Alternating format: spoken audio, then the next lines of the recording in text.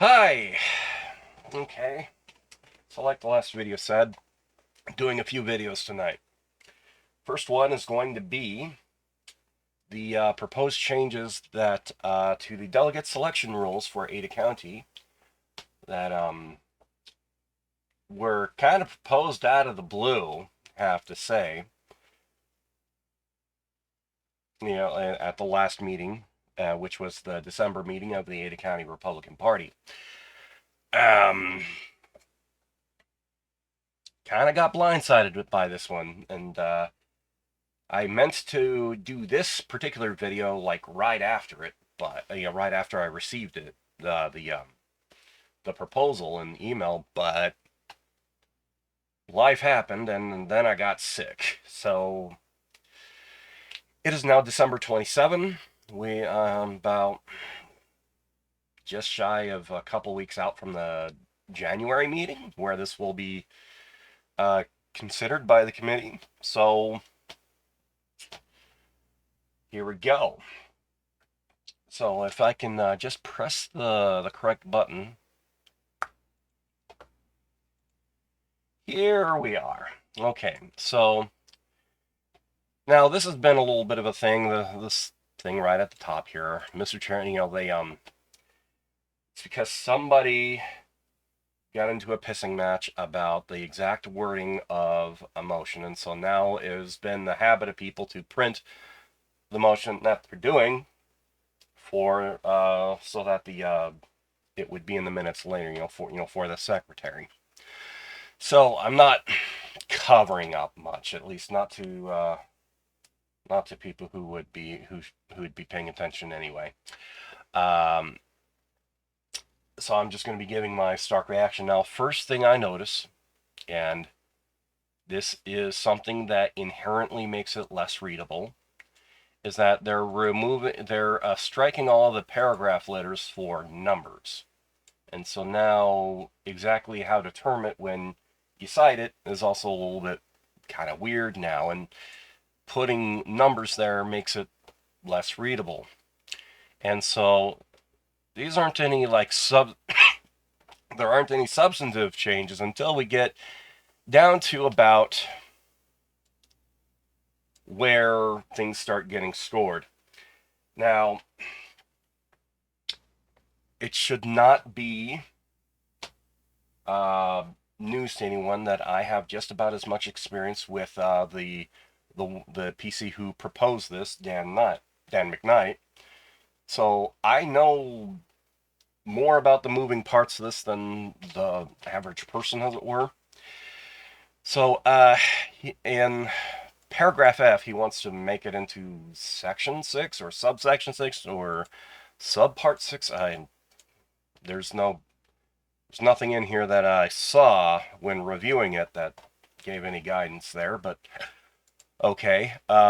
Said he wants to strip the last part and then put in a whole bunch of stuff, which may or may not be good. Let's hear it out.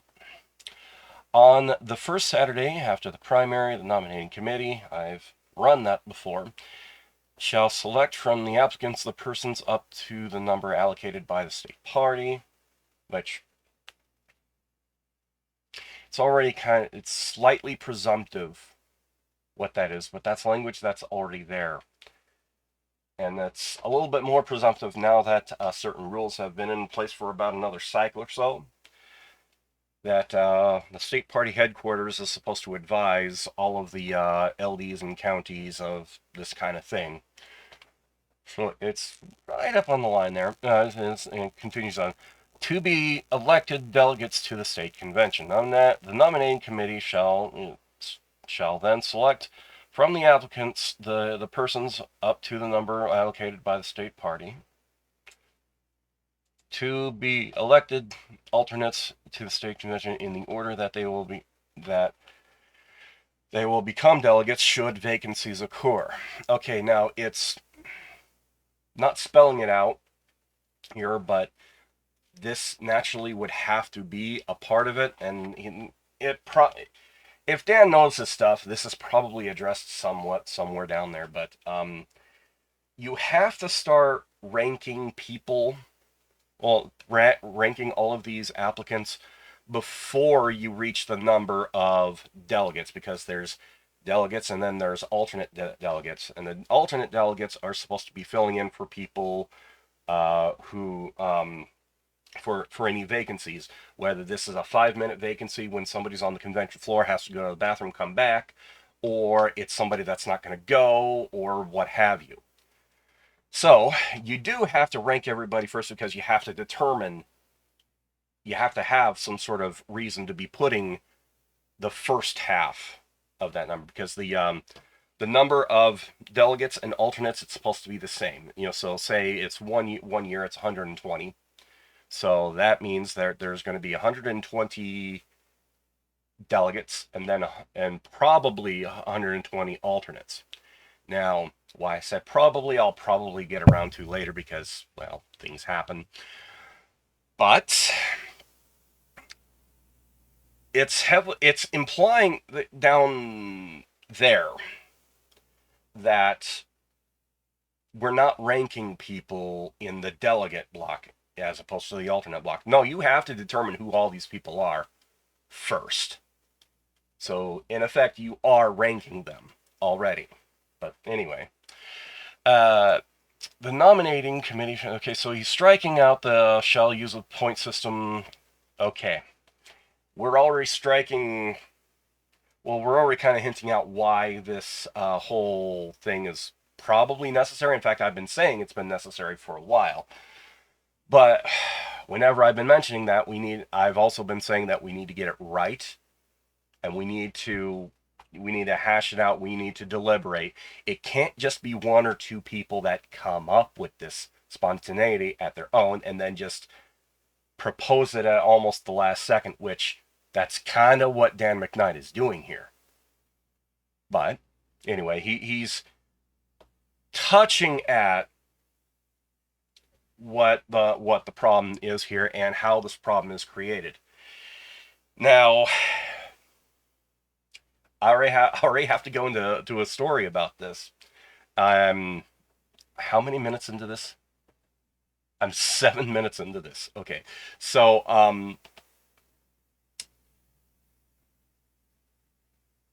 back in 2014, the the age old battle between the conservatives and what was then referred to as the establishment, or Otter Pack. It had been waging, and the former establishment, or the then establishment, they had got enough, they gained enough ground to where they could just push everyone out. Now, this is kind of a problem, because these rules, they didn't exist yet, naturally, as the story goes. And I forget exactly how, but some of the long-standing people in the then establishment, they were kind of already in. I forget exactly why. I was never actually told this, but they were kind of already in charge of delegate selection, and it was kind of already known, naturally, of course, that one, Ada County is always going to get the largest apportionment of delegates. That's just how the cookie crumbled there, and they were always going to get, and that it couldn't just be taken care of all in one night. So some kind of slate, some kind of list, some kind of process to take care of a bunch of people all at once would have to be employed somehow. Now, unfortunately, to try to truncate the story to a manageable size here, is that the people who were in charge of that, they were blatantly ignoring lawfully submitted applications. And not only that, but communicating with these people, say, okay, I got your application, your delegate application. And then later at the delegate selection meeting, which is part of the reorg meeting, said, "Oh no, I didn't get your application. I didn't get an email from you, even though there was quite literally a conversation." This is one of the reasons why people cheered when Dawn Hatch, because this is one of the prime conspirators in this. She was one of the people saying that those things. They were blatantly doing that. Now, to forward the story along, is that not only was that thing happening, but a couple other really bad, dishonest things were happening, to the point where it was, people were factionally excluded, and then whole families of Democrats were put on that list without ever having submitted an application. Now, of course, I have to point out that there's two problems with that. One, Democrats, you need a Republican Party affiliation to be considered in any of this. And two, they didn't submit any paperwork at all. See, there's a lot of problems with that. Don Hatch was definitely one of those people. So, the big fight up in Moscow, Idaho happened, where delegate selection, especially the credentials committee, people stood up and were able to make enough of a problem about this to where the convention ground to a screeching halt. And the issues with Ada specifically, but there are two other counties that had also done similar things. I think Power County was one of them, if memory serves. I don't remember. But the 2014 convention up in Moscow, Idaho, effectively didn't happen because Ada almost got away with murder. And so one of the, there's a lot of fallout, and there's a lot of continuing fallout to this day from it, in fact. But one of the bits of fallout is that Ada needs delegate selection rules. They need to be making them, and there needs to be a process then that needs to be followed. And in March 2016, they came up with that, which was like past time actually by about a month, but that was just like right under the wire getting that done. Otherwise, the 2016 convention would have also had a lot of very similar problems, and I'm not going to go there. But one of the architects to this, his name's Steve Corey. He's still involved in the background and whatnot. None of us are getting any younger, but he was one of the people that made the whole original version of all of this. But this little part right here, they crafted that in such a way where, yes, those words are right there, but they never codified. They never codified how the points should be assigned. They never codified how the ranking would actually happen. They just said, okay, you can award points for ish. And so internally, and this definitely happened in 2016, that year, where they made up a scoring form. They just completely made it up. And I won't comment as to what I did the following 2 years after that, because I was the nominating committee chairman for 2018 and 2020. And in fact, I was the one that did 99% of the work. Well, I can tell the other relevant parts of that story later if we want, but this is what he's kind of getting at here, is that we need to strike this part out and then kind of do it properly, instead of just saying, hey, just award them points and then don't codify the thing so that they can basically edge people out. And that's kind of what happened a lot with Ada's delegation in 2016. But anyway, so yeah, I know exactly what the problem it is. In fact, I'm probably the person that knows the most about the actual problem and how it started. Now, We do have a little bit now. I don't like the numbering here. It makes it less readable, as I've already said. But the scoring system for delegate, okay, so it just titles it that, which is fine. Each applicant shall be evaluated according to the following scoring rubric. Okay. Rubric is not the word I would have used, but it's neither here nor there, I guess. The maximum possible score is 100 points. This is both good and bad. If you implement it properly, it's good. If you implement it poorly, it's bad. But I'm already seeing that there isn't a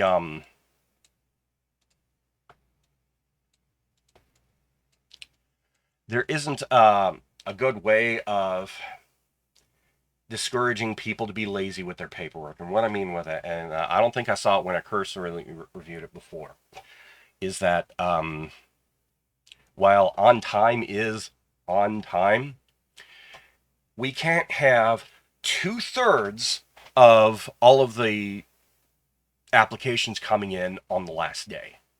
We cannot be encouraging that at all. We are Republicans. We are not grifting Democrats. We are not people that put things just in under the wire and, you know, make undue burden on people. But, you know, oh, it's legal, it's fine. No, we're Republicans. We don't act that way. But anyway, unless otherwise stated, applicants may receive all points of. I don't know what that is yet. I bet I'm going to find out. Okay, so category E. Oh gosh. People do not know formatting. Oh, God. Okay, anyway, I'm going to put the window over here just so I can. Okay. Uh, applicants may for only one of the following subcategories. All right. Incumbent PC election winner.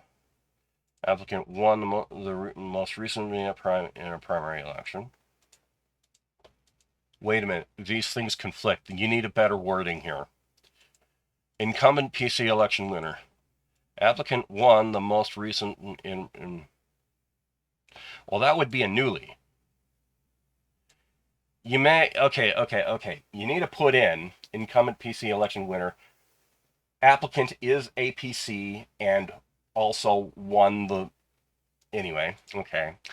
And then, applicant won the most recent primary election but did not serve as, oh, okay, so you're just rounding that out there and making it more awkward? I can tell this person has never had to write instructions before. I can tell. Incumbent, elected, or appointed PC defeated in blah, blah, blah. Applicant was a sitting PC who stood for re-election. Wait a minute. Does that eliminates somebody like me, though, because I'm letting someone else run for my seat. Well, incumbent, alternate PC. Okay, so you've already edged out me. That's weird. Okay. Or who stood for? Okay, so that one was 35 points, 20 points, and then. Okay, fine. Applicant served as appointed alternate PC during the preceding term. Okay.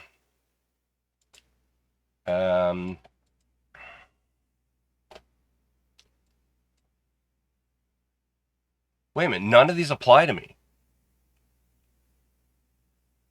Great. I'm going to remember that. Incumbent PC with less than 50% attendance. Well, at least they're putting that in. That is a good thing. I would bump it up to 60, and here is the reason why. Because of the whole Kay Granger story. It's basically what that is. Now, I did a video before the K Ranger story and its local implications, where I went over the K Ranger story and then applied it to story. Now, K Ranger was a congresswoman who was at the top of fairly powerful subcommittee, and then to truncate the story, one day she just stopped coming in for important votes to DC, and it had been something like 6 months, and her constituents hadn't heard from her. She hadn't been to DC. She was briefly at some honorary thing, but and people tried going to her local office. It was apparently papered up, and people started being more concerned, and they're wondering what the heck is going on. They find her in an assisted living. No, it was some kind of memory care facility for dementia and Alzheimer's patients. Now, why? How is this applicable to this? Well, is because there has to be some kind of floor, and it has to be above half the time, because this can't be this kind of thing where where like say you're being counted out in a wrestling match where you roll into the ring, stay for a second, and then roll out to do some chicanery outside of the ring. No, this cannot be that. Now, that's kind of what was happening with the K Granger story. Now, we need more than just simply half. We need 60, because if you aren't there for if you aren't there for most of the time, you effectively weren't serving at all. So anyway, that's why I would up that a little bit, because it needs to be more than 50. Attendance refers to ratio.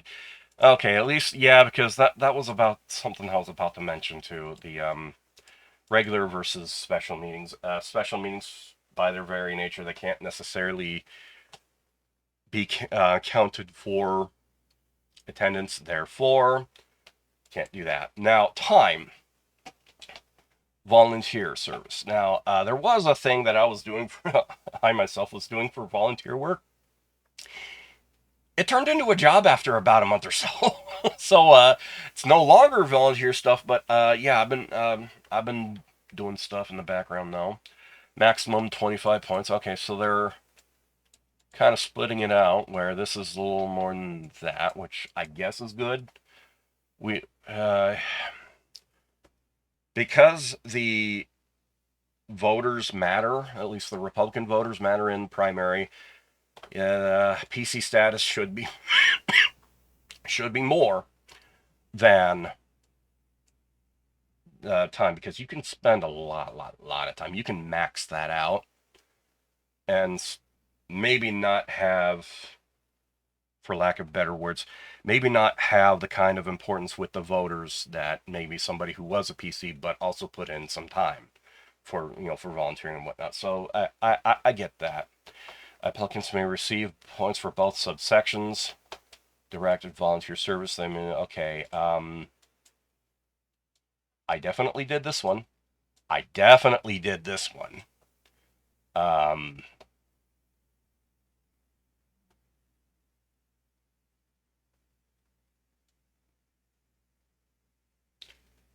Okay. I might qualify for this one. I would have to argue my case on the form, though. But anyway, self-directed volunteer service includes campaign or racial with Republican candidates or causes. Okay, so a lot of things that I'm doing would probably fall under this, and I guess that in and of itself is fine. See, this is definitely service to the party. Time definitely. Now, talent.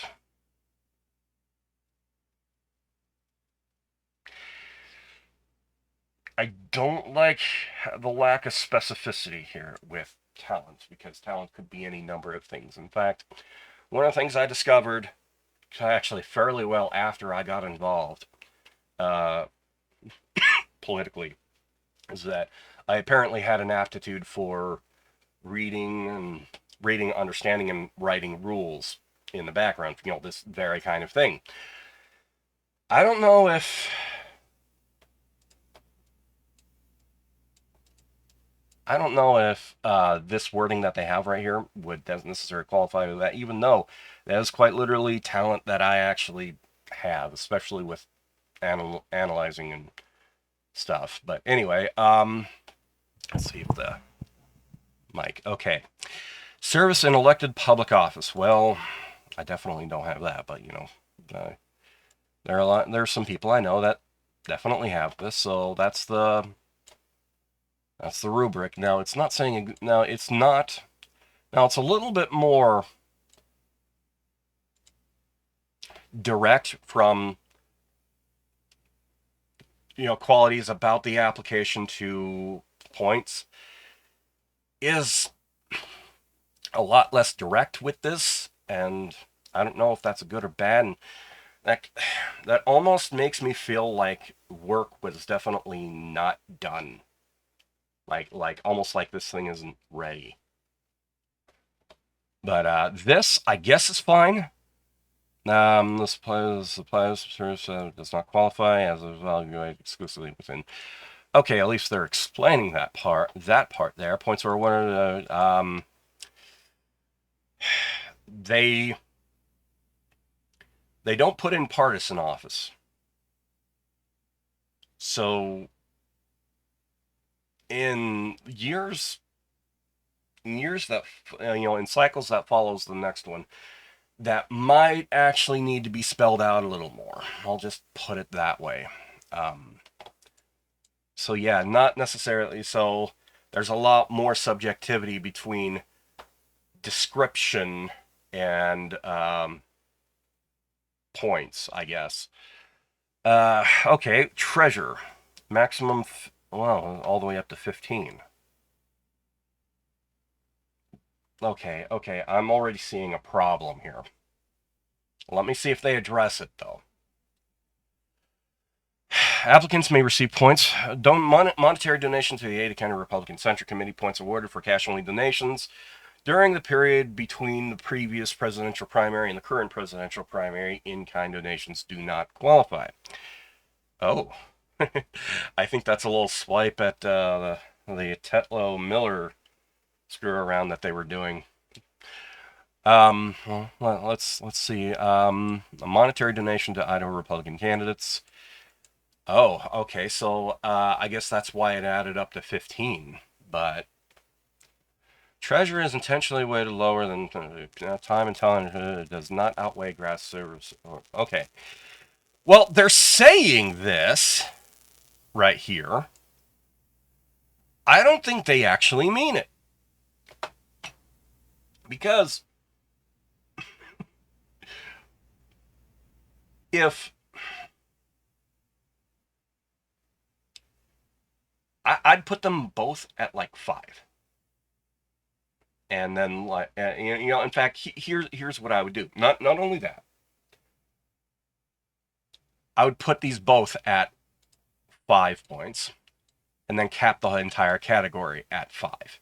So if you qualify for both, well, then you still only get 5 because we cannot be paid to play. Now, anything more, if one of these is more than the other, then this is inherently pay to play. Can't be doing that. But okay. Total possible score. Applicants shall receive all points within a given category for which they qualify. For example, they shall rank applications in descending order of total score. Okay. You're encouraging people to file all at the last day, effectively. All right. I asked Dan specifically about this last meeting, though, and he gave me a non-answer. This does not fill me with confidence between that and what I'm seeing here. Say a tie break procedure. Okay, so if you have to do a tie break procedure at all, that means that you are encouraging people to file last second. That's a problem. Because you should you should definitely give the higher rank to somebody who actually has their crap in order. We're Republicans. We value merit. We, we value time, the time spent with us. That does not sound like, okay, yes, at like 4:59 p.m. on the last day of business before before the reorg meeting. No, no, because that sent me up a wall. I got it all done, but no, we should not be rewarding that kind of behavior. I mean, on time is on time only in the way that, yes, we don't automatically kick out your application. But having give the same way that having the same weight to somebody who scored the same amount of points, but like put in their application on the first day, those two applicants are not the same, and they should definitely not be viewed the same in this rubric. After all scores have been finalized and they shall enter the list into a spreadsheet program such a. Okay, you're already specifying spreadsheet program, which is going to be an issue if technology changes sufficiently, and we shouldn't have to change a rule because of technology change. So this could be worded better. I can tell that they didn't put work into this, which he listed along with his or her final total score. Okay, whatever. And everything after this comment could also have been worded better. I can tell that they only went through high school. I'll just put it that way. For each applicant, the committee shall generate a random number in a separate column. What? Okay, this is not making procedural sense here. Well, I'm going to make sure that I'm understanding this completely. Also, fun subpart chicanery going on here, by the way. I'm still recording, right? Yeah, I'm still recording. Okay. For each applicant shall, for example, the RAND function in Excel.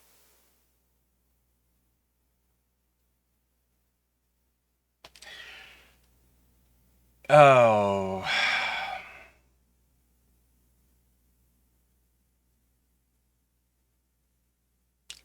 I'm dealing with idiots.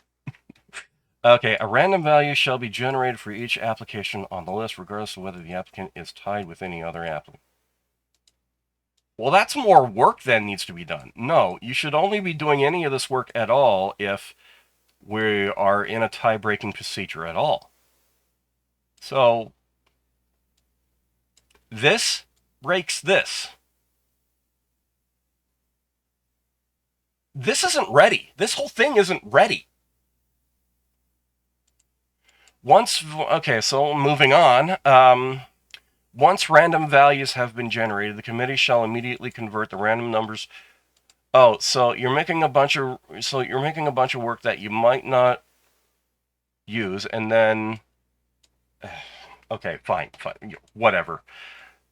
Once random values have been generated, the committee shall immediately convert the random numbers to fixed values, so only random numbers cannot be changed or. You are having to specify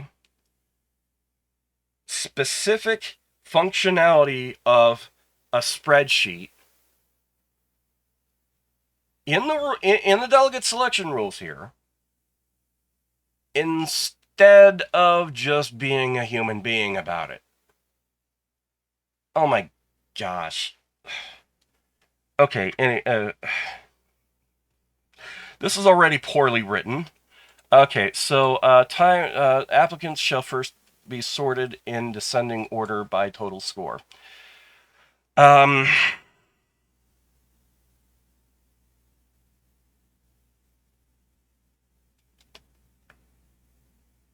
Okay, fine. doesn't that automatically mean that the tie-breaking procedure probably won't, you probably won't need it in most of the cases at all if that's... Anyway, okay, for any group of applicants who share the same total score, the random number shall be used as secondary sort key with the higher random numbers. Okay, here's a problem.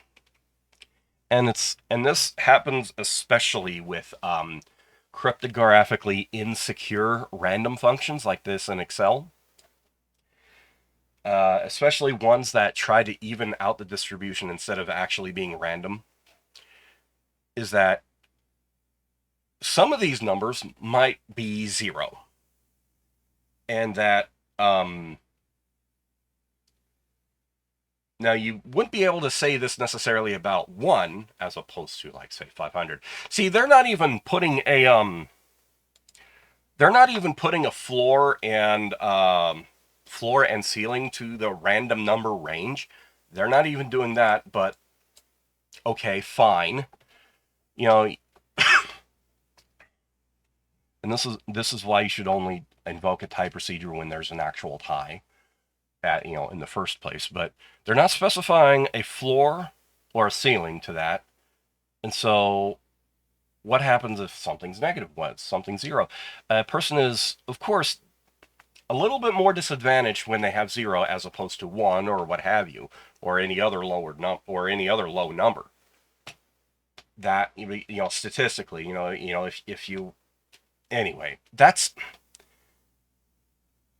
they did not think this through. The person or people, I think it's just a person, did not think this through. Okay, so applicants shall be sorted in by total for any groups. Okay, so that random cannot be changed or regenerated. Applicants, well, okay, so if this is necessary right here, where you have a problem with people changing the number, their random number later, you have much deeper problems than just simple procedure. If this is an actual concern of yours. If you feel that anybody might do this, they should not be on the nominating committee at all. Full stop. Applicants shall be sorting in descending order by total score. For any group, the applicants who share the same total score, the random number shall be used as a secondary sort key at ranked low random numbers. Well, okay, and oh yeah, here's another thing about random, is that cryptographically insecure numbers, so any PRNG, which basically means any random function or random number generator done by a computer, and that includes AI, that's bad. It's bad that you do a PRNG, a pseudo-random number generator. That's bad in this case. With higher randoms ranked ahead of lower numbers. It's almost like he doesn't know math. Anyway. Delegate position shall be filled first. Oh, so you are, in a roundabout way, addressing this, but not really. Well, that thing that I found up here, or what was it? It was volunteer where there's delegates and alternates. Okay, so they're kind of addressing it in a roundabout way, but not necessarily structured in a sound way, though. So the tie-breaking procedure, the delegates shall be first in order from the slots allocated to Ada County. Okay, by the Idaho Republican Party. Technically, this is incorrect right here. It would be the state party headquarters. And I would know that because I've had to write stuff having to do with the delegate selection rules. I was the dude who wrote the rule so that, delegate selection is tied to dues. I had to know all of these details in order to write that. And one of the things in the delegate selection rules from the state side is that it has very specific conditions in which the state party headquarters can advise anybody at all.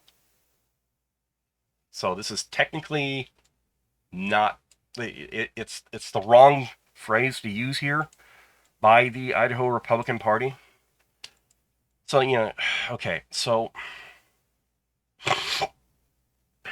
alternate positions shall then be filled, or in order from the remaining names on the list. Okay, so he knows the concept, he just didn't think it through. Fine, okay, whatever. This randomization process shall be formed only once for each convention cycle. The random values generated and the final ranks shall be preserved by the Secretary as part of the... Why? Okay, why? If you've come up with your ranking,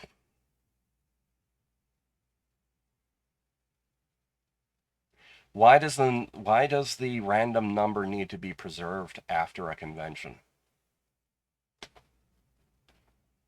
Because that's what they're saying here. And I bet they don't, and in fact, I bet he doesn't know that he's saying that here. Is that the random test shall be performed once each convention cycle. The random numbers generated and the final ranked list shall be preserved by the Secretary as part of the official records of the nominating committee. That lasts a little bit longer. Doesn't necessarily need to be. It just, I would imagine that it might come up in a credentials committee at a convention. It might. However, after a convention adjourns sine die, why? Why? Unless, of course, you're looking to rank PCs above other PCs for some sort of other purpose. And I'd very much like to know what that is because they haven't mentioned it yet. And if that is, of course, the case, what purview do the delegate selection rules have over that? Okay. Anyway, this procedure shall serve as the exclusive method for breaking ties among applicants with... Okay. So they're saying you got to do all of this. There cannot be any other agreed upon contest or something. And this will cause a lawsuit within 10 years. I don't know exactly how, but it will. Now, I think the rest of this is just the renumbering.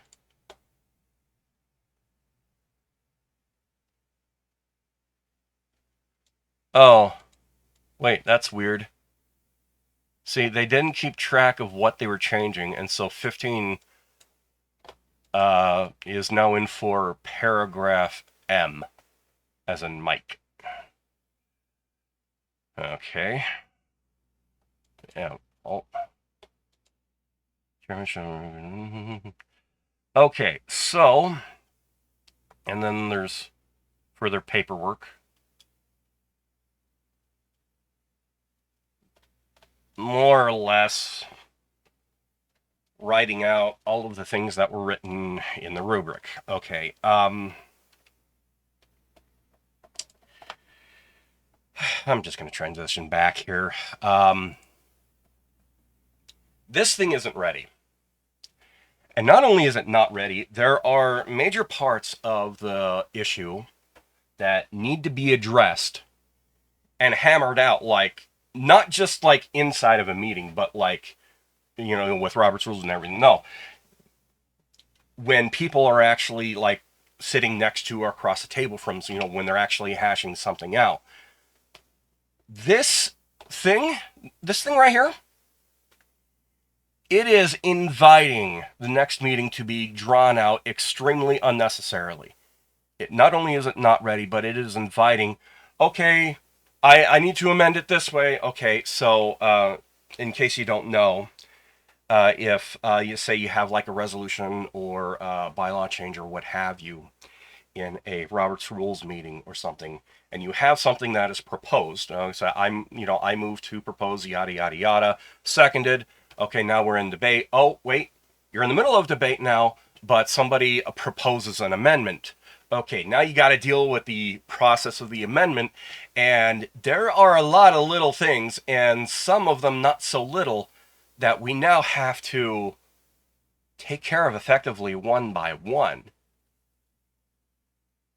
That's at least 5 minutes per, and that adds up. This whole thing isn't ready. It's not ready. And this thing should have been hammered out with more than just, say, a couple of people. There are at least two other people that, there are at least two people that I would consider with this. Actually, a few more than that, because, not, besides myself, I would include Dan McKnight in such a discussion.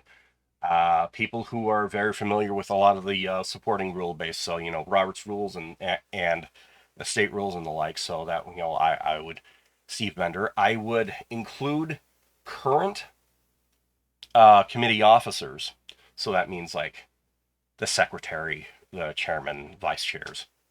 I would bring them all in on this if we were to hammer out something that wasn't going to take that wasn't going to have a meeting with a ton of amendments, thus probably maxing out your time in that meeting space. So yeah, I would. Not only that, but there's like a couple other PCs that I also bring in on this.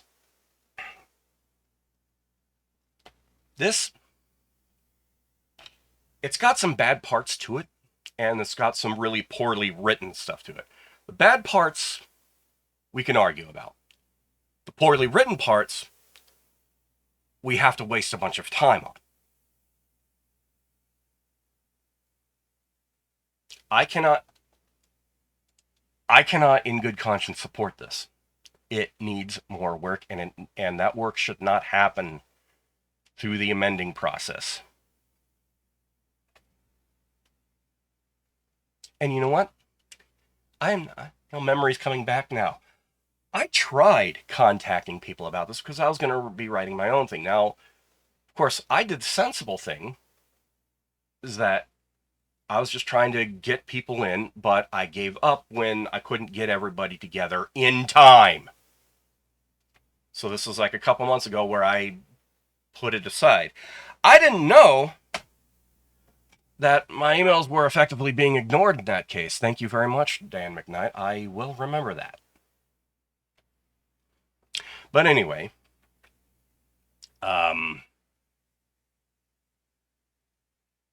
this is my, that's my review of the proposal. I'm going to record probably the rules packet next for the winter meeting. First, I'm going to get up and do some other stuff first, but for now, this video is done. Blessings.